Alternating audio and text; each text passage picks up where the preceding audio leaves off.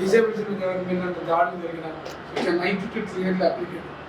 ఒక డిసేబుల్ని ఇప్పుడు ఒక ఎస్సీ ఎస్టీలకు కులం పేరు తిడితే ఎట్లయితే special SC ST act section 3 class 2 class 1 of SC ST PO act 1989 పెట్టారు. అట్లా ఒక డిసేబుల్ని ఒక డిసేబిలిటీ పేరుతోటి తిడితే section 92 of rights of persons with disabilities act 2016 వర్తిస్తుంది. విక్టిమ్గా ఉండి ఈ మధ్య మీరేంటే మాట చెప్తాను, ఒక మిరియల్ కూడా ఒక బంటు నాగేంద్ర ఒక ఈజ్ అ గవర్నమెంట్ టీచర్.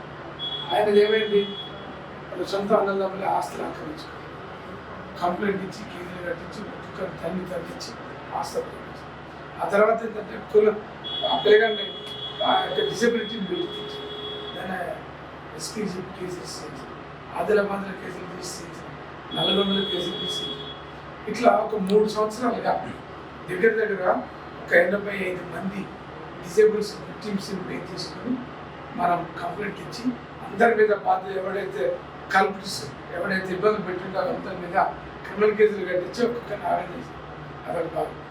చట్టం ఏం చెప్తుందంటే ఎవరైనా ఒక డిజేబుల్డ్ వ్యక్తి మీద ఒక దాడి జరిగితే, ఒక దౌర్జన్యం జరిగితే, ఒక అత్యాచారం జరిగితే, ఒక ఆస్తి ఆక్రమిస్తే వీళ్ళందరూ ఇచ్చేటటువంటి కంప్లైంట్ల మేరకు కేసులు కట్టాలి.